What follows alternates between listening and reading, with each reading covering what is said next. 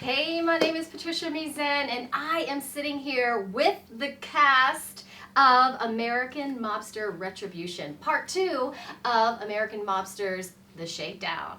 These guys are amazing. They are fabulous. I mean, they are full of energy. I'm having a good time with the vibe that's been going on. And I want to ask you guys, first of all, to introduce yourselves. This is Nino Chimino. I'm going to introduce him. He's Hello. the director. Hi. I mean, he's made it all happen from the very beginning. And please share your name, and then all of you, introduce yourselves and tell us how you became part of this fabulous film. Well, thank you for being here today. Thank you for having me. Of course. So I'm Nino Chimino. I play Nick Romano again. I wrote it. I'm the executive producer. I didn't direct. The director was Gregory Hatanaka, who, funny story, he distributed the first movie in 2012. It came out. And we happened to be talking through email, and I think I might have said to him, or he might have said to me, would you be interested in doing a sequel? And I was like, yeah, that would be cool, you know, because it'd be interesting to visit this character 10 years later, you know. So we worked something out. I wrote a script in like a week, and we started casting everybody, and I'll let the cast kind of introduce themselves and tell them how they got involved. Thank you, Nino. I'm Gio Randazzo, and I play Lou Riga in the film. And my manager sent me an audition, and I was super stoked when I got the audition to play an Italian American. And I was kind of, at first, when I heard it was Miami, I was like, oh, I'm going to have to go to Miami to shoot this thing. And I was super stoked when I heard it was shooting here in LA. And the magic of yeah. we didn't get to go to Miami, but alright. Just some Miami footage, I mean, and you're okay. I mean, I was excited about the idea of going to Miami, too, at one point, but...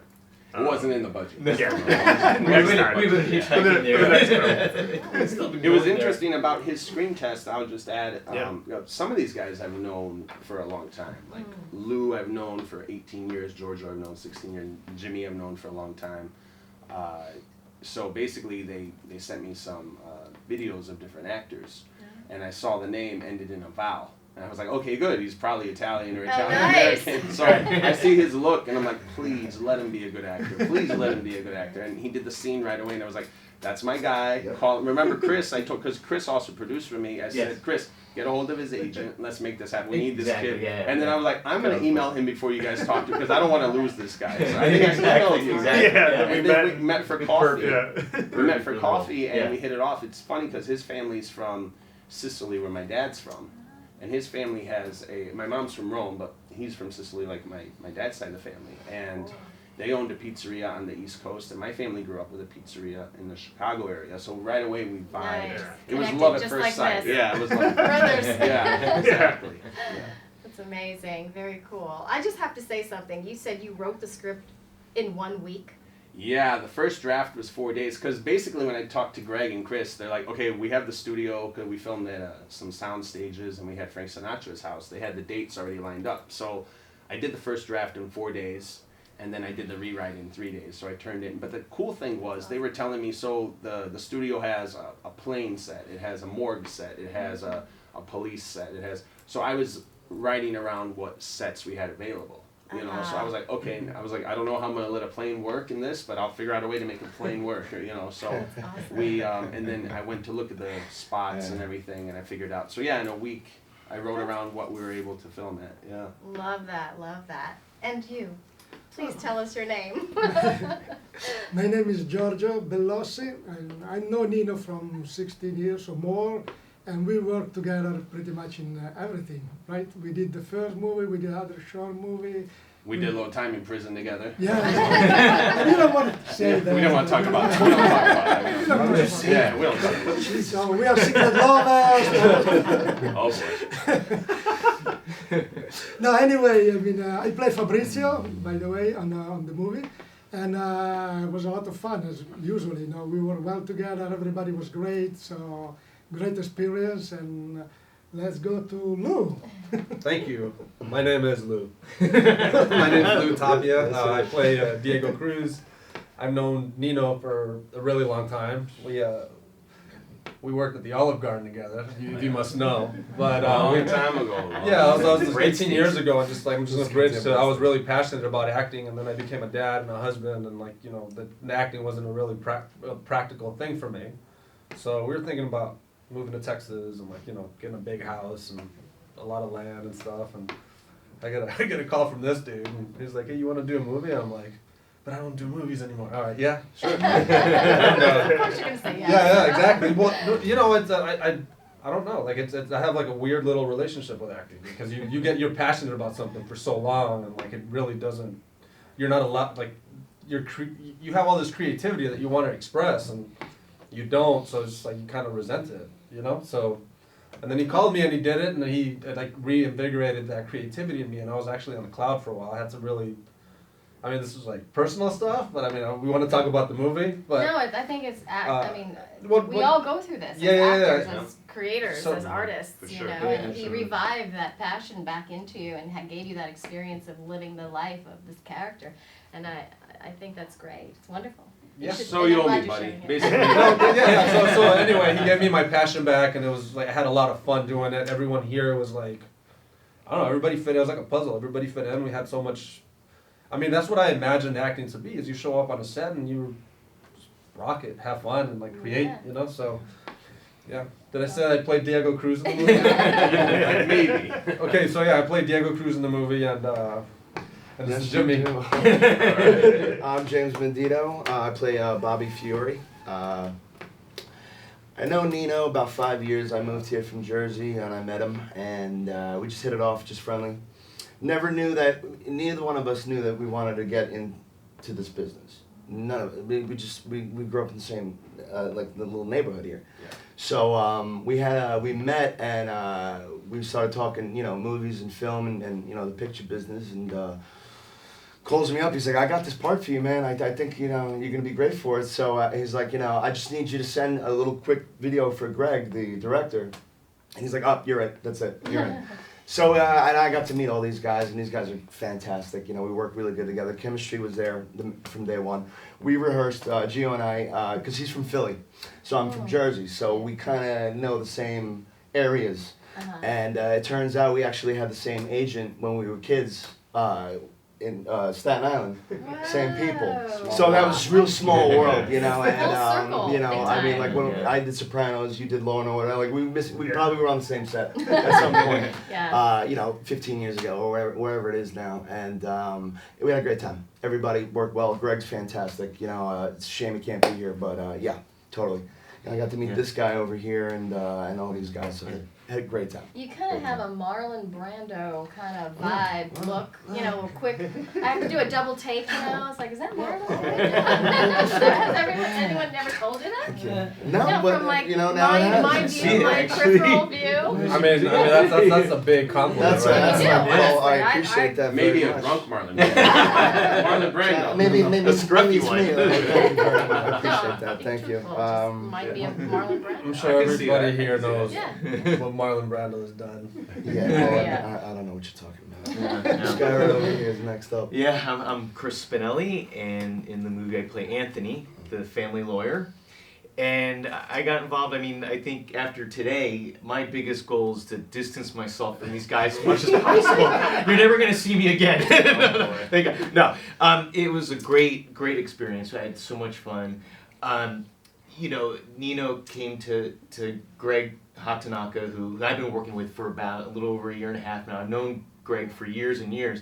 Finally, we started collaborating on stuff, so I've been producing a lot of the movies that we've been working on, and then of course, American Mobster came up, and it was just really great to meet Nino, and now we even made the group even stronger because now we have more outlets for people to bring scripts, and hopefully we'll get them made. Yeah. And I think in the experience, I think one of the best things that Nino did is that he would do rehearsals before, like a week or so, or maybe a week and a half before we started shooting, and that really helped the bond. That really helped between all of us since we just met each other, and then we just clicked, and then here we are having a good time. It was so. It was like mechanic. Yeah. It's just Everyone constant, getting just along constant. Everyone was on the pinging same off of page. each other. And the Fluid, way Greg, it was. the way Greg works, it's just like He it's a works machine. really fast. So yeah. when you're we're all goofing off, and then as soon as we start. You're in it, you know. So it was really wonderful. Yeah. It's It was great experience. Well, I Yeah, think yeah. too, going back to the rehearsals, you guys were all parts of this. They've come to my house. Even the first time, I said, let's not rehearse. Let's get everybody over.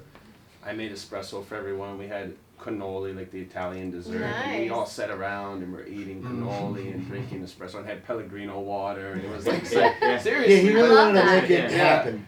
And then, Yeah, that was and great. then the following, then the next time when we started rehearsing and stuff, little by little, everyone was, you know, getting more tight, more close. Because I knew how I worked with all these guys separately, so I kind of put them in the right puzzle spots. Like, oh, these guys are gonna all vibe well together. You know what I mean? Yeah. And it was. I mean, it was a lot And of you fun. allowed the discovery to happen and Yeah. the connection to happen organically. Right, and- right. We had a lot of discussions. I know we had the breakfast club. It was Jimmy would be at my house because he lives down the street, so he would come over and ride with me every day, and Giorgio would too, because we're all kind of neighbors, you know. Oh. So he would show up at my house 10 minutes before we would pick up Giorgio, and we would just kind of get in my car and talk about the day. scenes Just for that We'd day, run through the day. Yeah. what we have to Right. do, what the backstory is. We kind of just discuss it, you know, that kind of thing. And every morning we did that, and then we picked him up, and then on the way over, the car rides, Lou even rode with us one time. We'd play like oldies and stuff in the Oh, car. sweet. So we'd be Sing, singing yeah, the whole oldies time. the whole way to set. We're singing like, "You Lost That Love Feeling" and all these old things. And we'd Did that come help on- you get into I character? think Knowing so. you gotta, You gotta it just, kill I think somebody? it just, Yeah. it just helped us loosen up a little bit. Yeah. You know, like Yeah. we're having fun. This is what we all came Yeah. out here to do. You know, and it Yeah. stinks too because you know you work for 4 or 5 days and you're with each other for 10, 12 hours a day. And you Eating develop together. such a great Yeah, bond, and then it's right. like, well, back to reality. Yeah. Cover Yeah. your face. Cover your face. Stay in the house. You know, Wash so your it's like hands. Jesus Christ. Yeah. You know, so it was really cool and Yeah. fun, and yeah, you know, singing Yeah. songs and you know just Yeah. Yeah, so jerking around. yeah, once the camera started rolling, we just clicked You're in, right and, back and it in. was there. That, Yeah. and that It's those just fun. backstories, everything, and of course, I how feel like- our chemistry was really good. Yeah, I feel like there was a big awareness as to what energy the scene required because we would instinctually, like, you know, in a bar scene, just kind of start fucking. I mean, I'm sorry, we would start partying. You know, we'd start It's gonna be partying. HBO, You know, don't worry we about it. would just start like clowning each other, laughing, imitating Dr. Evil, like you just like real laughter. You know. Yeah, Yeah, yeah. you To do get that. to open that scene up. Yeah, that was Yeah, good. and I think that's really smart, and I think Martin Scorsese works that way too, and like other Yeah. directors, they Yeah. get the actors together and they just jive and let them, Yeah. and sometimes he'll just film the actors Yeah. Yeah. getting along, having a good time. I think Clint Eastwood does that too. Yeah. And yeah. puts it in the film because it's so natural, it's so organic, you know? And Yeah. I love that. I Yeah. think that's great. So it was really quick for you to just get right, like for example, you're like goofing off, maybe singing a little song, Yeah. and then you Yeah. gotta kill someone. It's like, oh yeah, let me get back into character. I mean, yeah, you know, I love Cameras that. it was rolling. hilarious. We would be, I mean, there's a birthday party scene. It's in the trailer, I think. It's my character's birthday. So, and most of these guys, they rapped that day. That was their last day. I think you filmed with me another scene the next Yeah, morning. yeah, it was a All big of them. call That was that like day. their Yeah, last yeah, day yeah, with the yeah. boys, you know. So we would break into dance. We would do like old Italian Oh, yeah. tarantella, and then we'd Yeah. start rapping. We'd start singing. And Greg, the director, is laughing, but he's looking because he was operating the camera too. So he's like, He's like, guys. do your thing, guys. Yeah. So- You guys are making work so much fun. Like We this were. Work Yeah, is absolutely. Yeah, Yeah. No, it was you know as not fun as this movie was.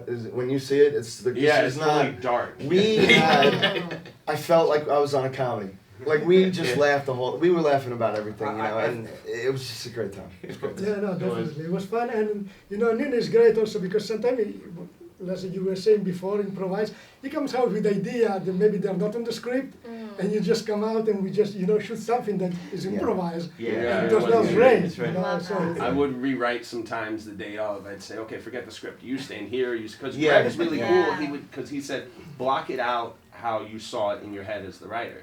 So I said, okay, you say this, and then I was grabbing background actresses, and I was like, okay, can you do this scene? And you're talking now in the movie, so and they would have a Nice. part, and something funny would happen, or Yeah. you know, the opening scene. We won't give it away, but I mean, it was like most of us were in that, and we were improvising. Like none of that was scripted. You know, we Which one were. was the opening? Yeah.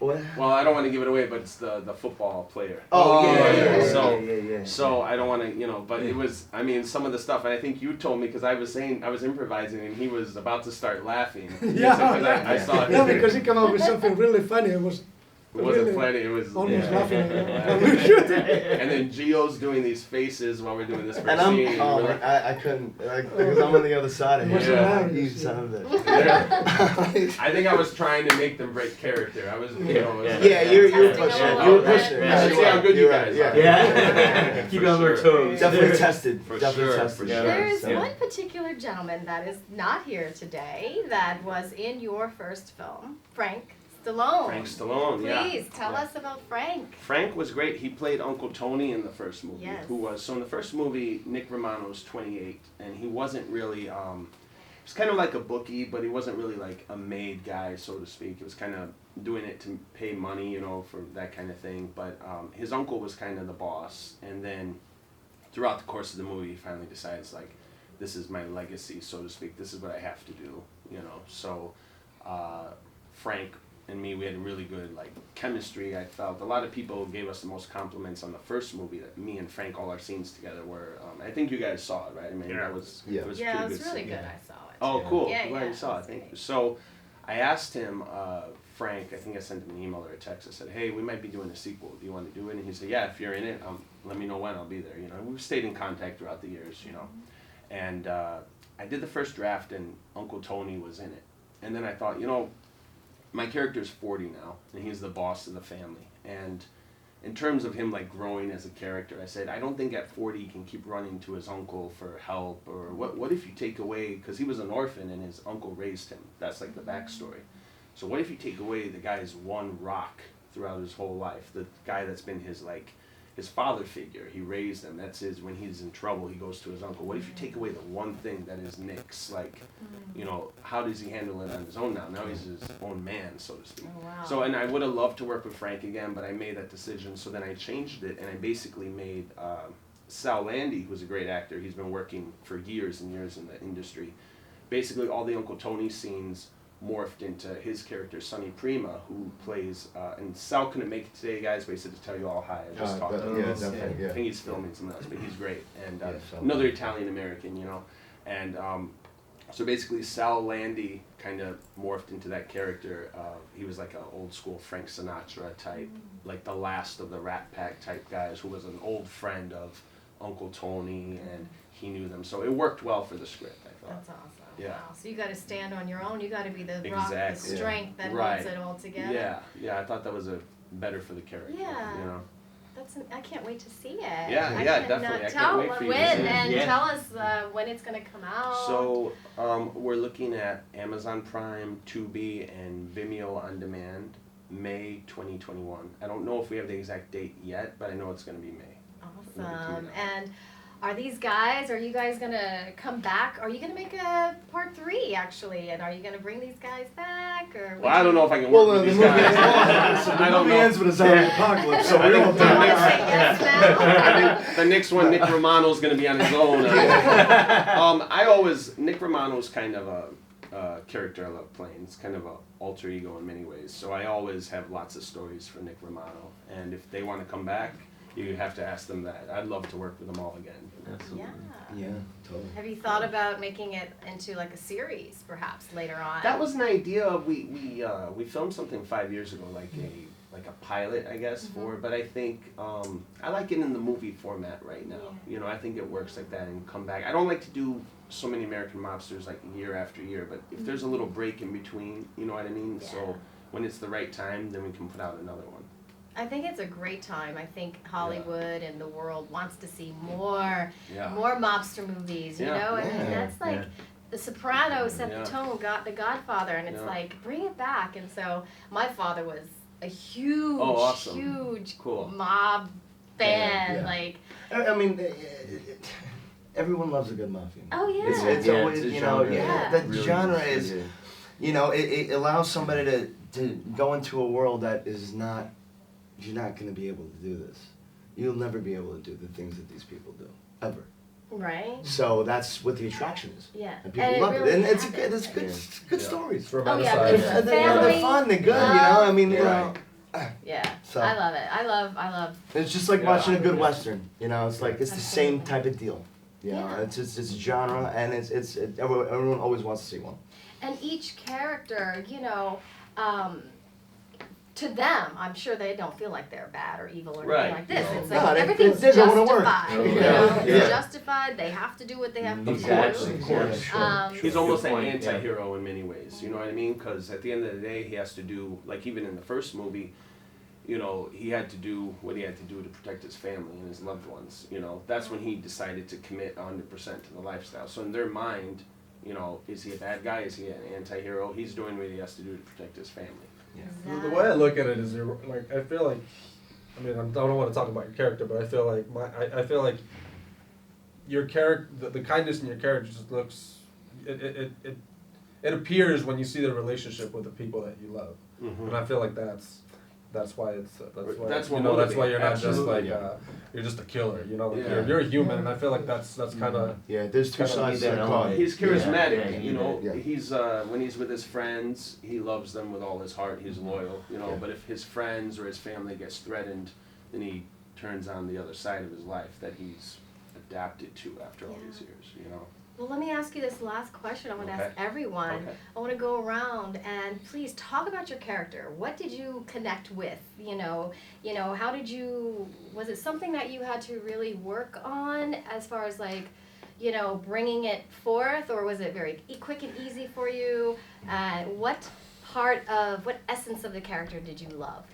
In other words, and so you talked about you. You know. Yeah, with Nick, I mean, that's like I said, that's Nick Romano. I always had him in my mind, even when I was back in the Chicago area, 18 years old. I had my first idea of Nick Romano, you know. So I always kind of had this idea of this guy that was like a nice gangster, so you know, kind of to speak. But you know, like we were saying, he has two sides to him. You know, he's so loyal and loving to his friends, but he has to do what he has to do because he knows it's the legacy of his father, of his uncle. He has to keep the Romano name going. He has to, you know, protect what's his. You know, so I was really interested to play this part of the guy who's like I said, he's charismatic with everybody, but he has to be cold and calculating when he has to be to preserve the family.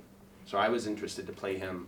Like I said, I was 28 the first time, so now I'm 41. You know, in my 40s, how has he evolved after all this time? So And that you was, as a person too. yeah, How you've of course, changed. life does that. Yeah. Yeah, you know, I'm a father now. I wasn't a father the first time, so all these things help. You know, Yeah.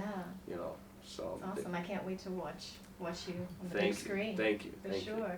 How about you? Yeah, I mean, getting into the character was kind of, I related with him right away, and I think it's because like good casting, just being, I've always wanted to play an Italian American role growing up watching mafia movies like Sopranos and Goodfellas. Like those are some of my favorite movies, and there was a lot with this character that I feel like I related to in his journey throughout the movie, which I don't want to really talk about too much because give away anything, but there's definitely a lot of similarities in my own life of what this character goes through over the course of this movie, and I think each character had like a nice character arc. Yeah, it was just like kind of like justifying some things, but it was just falling into the place of the, you know, what Nina wrote, which was great and easy in some ways. You know, I mean, there are obviously some challenges, but it was a fun experience for sure. So in other words, he was a drunk in the movie. He's a drunk in real life. He's a drunk in real life. It was really easy. It was really easy. Put those shoes on really well. I'm in that role. He's like, okay, let me have another whiskey here. Oh my God. Awesome. Awesome. How about you? I'm playing Fabrizio, so for me it was definitely super easy. Also, you know, Fabrizio in the movie is best friend with Nick Romano, and we are friends in real life. So it was very easy. The character came from Italy. He understands English, but he doesn't really speak English. So I speak He only mainly- spoke in Italian the whole movie. Yeah, Or we would speak to him in Exactly. Italian. That's so So cool. I it was- love it the was- accent, by the way. Oh, thank you. Just listen to you He's all really day. from Tennessee. It's not even real. Just Great actor. Great actor. He sounds great. He doesn't break character till after the commentary. I know. So anyway, it was really easy, you know, to get into the character and play, you know, a good friend, super loyal. So piece of cake. Awesome. That's awesome. I played Diego Cruz, and it was pretty easy, I feel like. I mean, he's a politician, so I don't really like politicians because of, you know, the current, I mean, I'm not, you know, let me rewind that. I have a really weird relationship to what politicians are saying because you know, it's a very confusing thing to me, but whatever, personal. I didn't judge Diego. I actually said, you know, he's Nick Romano's friend. It's pretty easy. I'm Nino's friend.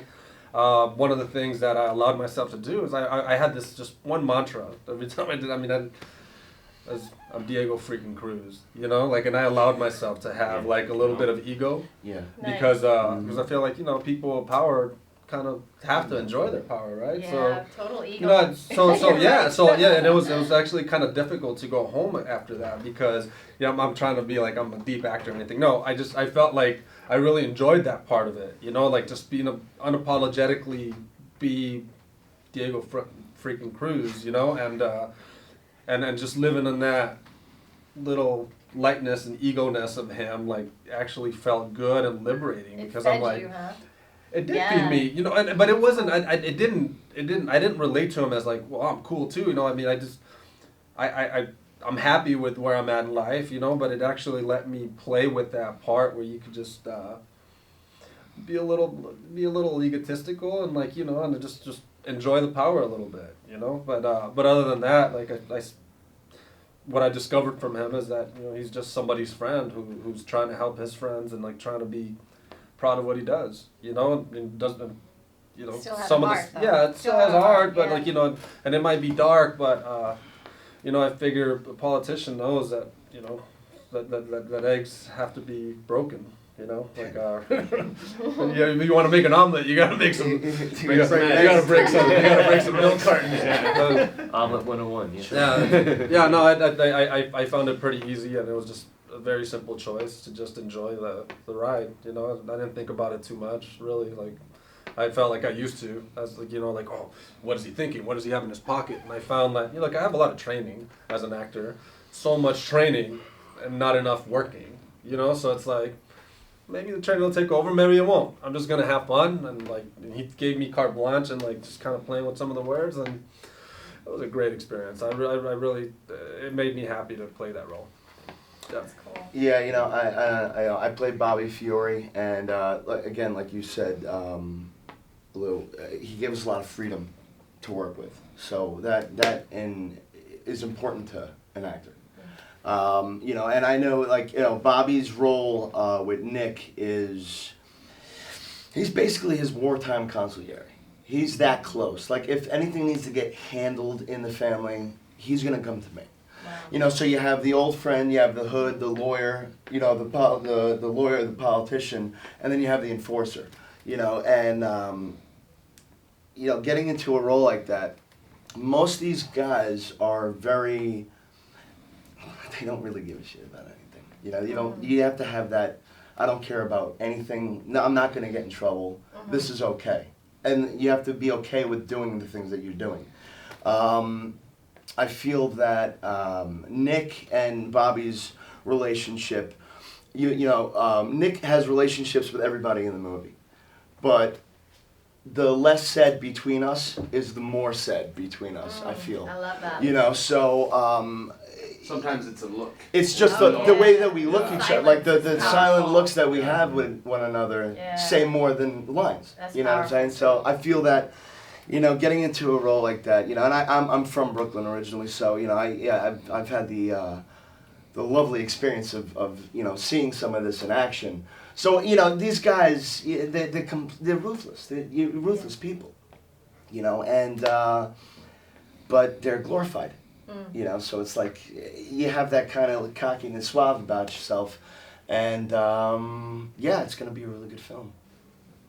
Hi, I'm Jason Toller, and I play Marcus in American Mobster 2 Retribution.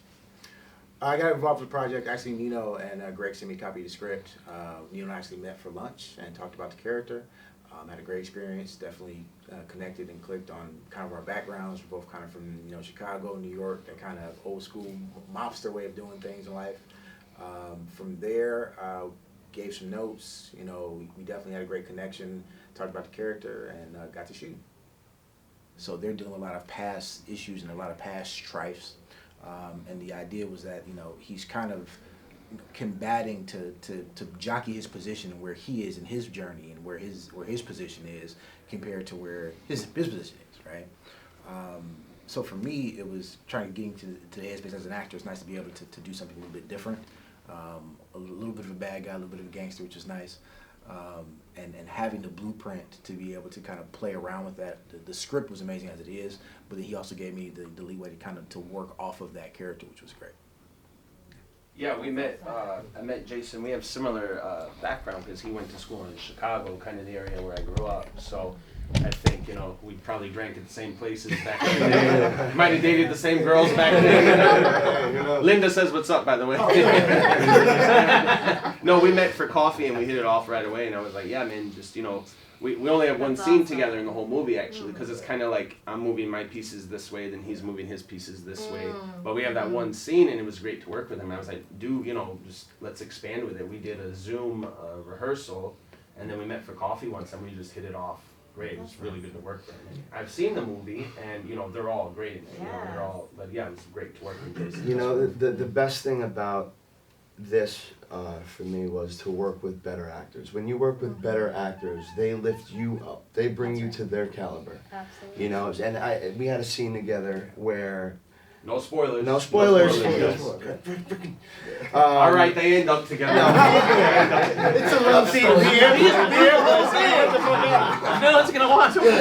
No. We have a scene where it was a little rough, and he was like, "Oh, come on, give it to me." I'm like, I was like, and he was lifting me up to get angrier, more mad for the scene, which helped me out tremendously because I never did that before. So you know what I'm saying? So and I feel like even when I was working with Gio, Lou, we rehearsed a couple times, but when you're there, you feed off one another, and even if you're not fully there, they'll bring you up. Oh, yeah. They'll bring you up, and vice versa. So I think we all kind of had that going on. And then that's the key to making a really good film. Or anything for that matter, any production. So if you have that dynamic going on, you're gonna be all right. And working in the moment. You're in it, you're in it. You're in it. So right back at you, big guy. Come on. Seasoned actors, these guys were great. I had some scenes with these guys and bouncing off of them, and even in the moment, I'm not going to spill it for you, but sometimes there's not a lot of dialogue you can work with because you're playing the opposite of somebody. Right. So just being able to have little subtle body movements or body language and things of that nature kind of picks it up even more. So I would have never known. Just an eyebrow. Yeah, just an eyebrow. That's all it Just took. changed the whole. The eyebrow. The eyebrow. Chris, please share your character. I'm Anthony, the lawyer, the family lawyer. So, what I loved about my character is that he was a different contrast than the rest. Like what they were saying earlier, like they were more out of control, or they've been. Me, I was very in control. That's what I liked about my characters. I approached it as kind of the glue that holds everything together. And working for Nick, I've gotta really be presentable and also I'm under him, so he'll advise me or whatever. He's got the last word and everything. But then before that point, I'm there I need to be prepared. I need to do I approached it just as almost like. I didn't want to be like a robot, not robotic. I wanted to be a human being still, but still was more like I was more subtle as I played the character. I didn't do a lot of hand gestures. I didn't do this. I basically spoke in pressure, though. Yeah. Like and so internal. that fuel. Yeah. There's things in the movie that it was high pressure situations for what Nick wants and everything. But the other thing I liked about it is then with Anthony, when I was with the guys though, I would let loose a little bit. I'd laugh out loud or we'd joking around and stuff like that. But when business had to be done, then I was in that guy. It's like a light switch. Went in that mode. Because you knew the character so well, and that's what, when you know the character so well, right. You don't need 20 minutes of this prep before you go on. No, you don't. You just go. You go right into it. it depends too if you're a method actor. You do. Yeah. There are different characters. Yeah. Actors do different methods, but I'm saying it sounds like to me, you guys were able to just bounce right into it very quickly. It was good. We were each other's method, I think.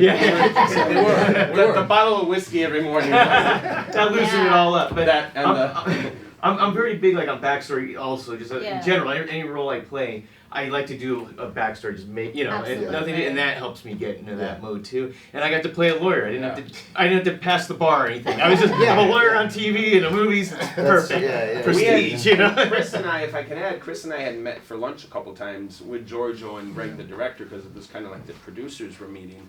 And just there, meeting you, we hit it off. Yeah, right away, but absolutely. I was giving him like a backstory of their relationship. I was like, look, in this situation, Anthony would do this, or when they were younger, this is what happened. Right, that helped too. Right. We kind of worked that out, Exactly. And then he And I would love that rehearse. stuff. I told him, I said, I think we ought to rehearse a little bit, but I don't believe in over rehearsing. Right. To me, at least, when you over rehearse it, in my opinion, then it gets too stale. Exactly. Then you know what you're gonna say. You know it enough. You get the Yeah. blocking. And then when you get to set that day, like I said, I would say, okay, Yeah. throw the script away. You start here. You have a drink. Those two girls, you're talking to them. You're doing this, which normally he was drinking whiskey, which was. I want to share the most method thing that I did, by the way. Okay, go ahead. This is a pretty method thing that I did. Okay. All right, we were talking about method and Yeah, stuff. totally. So Jason, he walked in one day and he missed my face stuff. I didn't catch eyes and I was gonna go with something. I was like, should I introduce myself? Nah. I have a scene with that dude where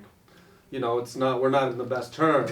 So I was like, I'm not introducing myself. So I would like avoid him. I would just walk through it, he'd be coming, I'm just like walk the other way. And I did that consciously. And he probably thought it was like not nice or something. But when I saw him, I was like, we set up the scene and we started reading it right there. And he's like, God, Jason, I know who you are, man. I don't want to introduce myself to you. I picked up and I was great. That energy and that uncomfortableness, that tension was there. Yeah. So it was natural, which was great. Yeah. So that was pretty method. That was the only method thing I did.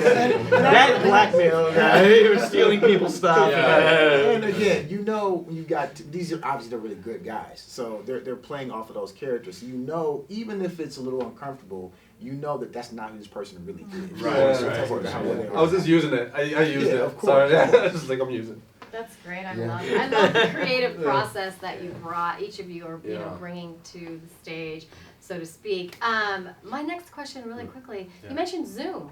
So did you film over COVID, or was We this? did. Everyone either had got their vaccine shot or they took a COVID test, negative test, like a couple days before, and it was all social distancing. We put the mask on except when we were filming, then we take like we're doing now, Totally. But yeah, we did it through COVID. Everyone, cast and crew had to have a negative test or COVID vaccine. safe, Yeah, for sure. Yeah. How many days was it?